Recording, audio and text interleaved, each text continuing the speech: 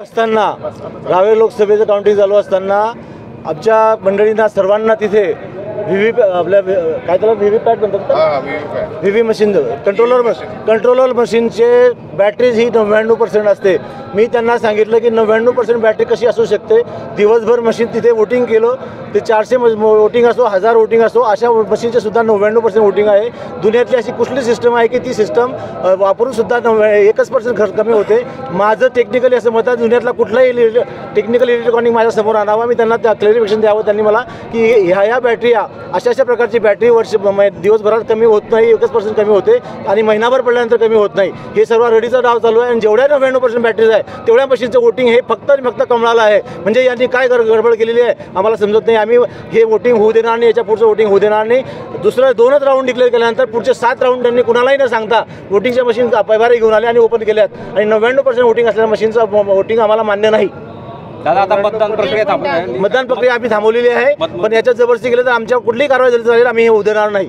आपण काय मागणी केली? 99 बॅटरी% कशी असू शकते मी त्यांना तेही सांगलं. त्यांच्या इंजिनियरला, त्याचा इंजिनियर म्हणतो असं असू शकते. म्हणजे तुम्हाला फक्त टेक्निकली बोल, मी टेक्निकली त्याच्यामध्ये पक्का आहे पूर्ण इलेक्ट्रिकमध्ये. त्याने दुनियातला कुठलाही मेकॅनिक, कुठलाही टेक्निकल माणूस आणावा आणि त्यांनी सांगावं की ही अशा प्रकारची बॅटरी आहे जी 1% फक्त 1% वरती तुमची महिनाभर चालते, 1% वरती तुमची दिवसभर चालते आणि 1% काम कमी होते. अशी कुठलीही बॅटरी दाखवावी मला त्यांनी. ईव्हीएम मशीनची बॅटरीचा विषय, ईव्हीएम ते आपली कंट्रोलर पॅडचा, कंट्रोलर पॅड. आता तुम्ही काय मागणी केलेली आहे? आम्ही सांगितलं की आम्हाला 99% बॅटरीवाला मशीन चालणार नाही. दुसरी निवडणूक आयोगाकडे आपण लेखी तक्रार ते आम्ही आता मेल करायचा होता, तिथे आम्हाला कोणतीही व्यवस्था दिलेली नाही आहे. परंतु आता मोबाईलने काही नाही, आम्ही त्यांना अर्ज दिलेला आहे आणि त्यांना सांगितलं तुम्ही पुढे कंप्लेंट करावी. आणि हा रडीचा डाव चुकीचा आहे. असं कसं होऊ शकते? प्रत्येकाने, माझ्या म्हणणं आहे, जगात भारतातल्या सर्व जनतेने विचार करावा की अशी कुठली सिस्टम आहे की त्यामध्ये फक्त 1% बॅटरी कमी होते.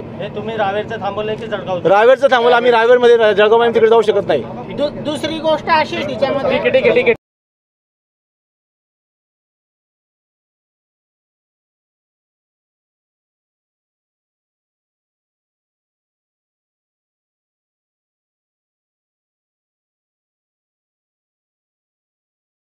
मी जसं सकाळी सुद्धा सांगितलं की विरोधकांकडे आता काही मुद्दे नाहीये. त्यांना कळतंय की आमची ही जागा त्यांच्या हातून जाते आहे म्हणून वेगळ्या गोष्टी शोधून ते ऑब्जेक्शन घेऊ लागलेले आहे. पण कोणत्याही नियमाच्या बाहेर प्रशासन काम करत नाही. नियमामध्ये राहूनच प्रशासन काम करत आहे आणि आता परत रिकाउंटिंग ही सुरू झालेली आहे आणि सकाळपासून आपण बघतो आहे की रावेरची जागा आणि जळगावची जागा या दोघं जागांवर आघाडी इथे भारतीय जनता पार्टी म्हणजे आम्ही दोघं महायुतीच्या उमेदवारांना मिळताना दिसतंय. आणि जसं मी आधीच सांगितलेलं आहे की शेवटी निवडून आणणं हे मतदारांच्या हातात असतं, जनतेच्या हातात असतं आणि जनतेने तो आमच्या बाजूने कौल देताना आता दिसू लागला आहे.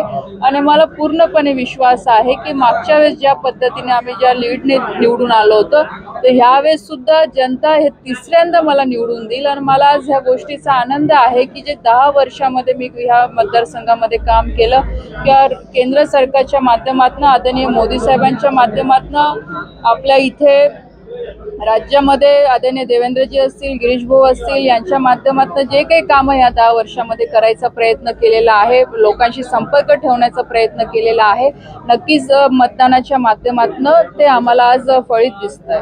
नक्कीच आपण तसं म्हणायला काही हरकत नाहीये, कारण की ज्या कॉन्फिडन्सने आणि ज्या पद्धतीने त्यांनी ह्यावेळेसच्या निवडणुका लढवलेल्या आहे, कारण की आपण बघितलं असेल की 2014 असेल, 19 असेल, अशा दोन्ही निवडणुकीला इतका अपप्रचार नाही झाला. पण ह्यावेळेस समोरच्यांनी इतक्या चुकीच्या पद्धतीचा प्रचार केलेला आहे. आज कुठे एक महिला म्हणून मलाही त्या गोष्टीचं वाईट वाटतं. निवडणुका होत असतात पण निवडणुकीमध्ये जे तथ्याचे विषय घेऊन बोललं पाहिजे, विकासाचे विषय घेऊन बोलले पाहिजे. पण ह्यावेळेस अतिशय चुकीचा प्रचार, जातीवर प्रचार त्यांनी केलेला आहे.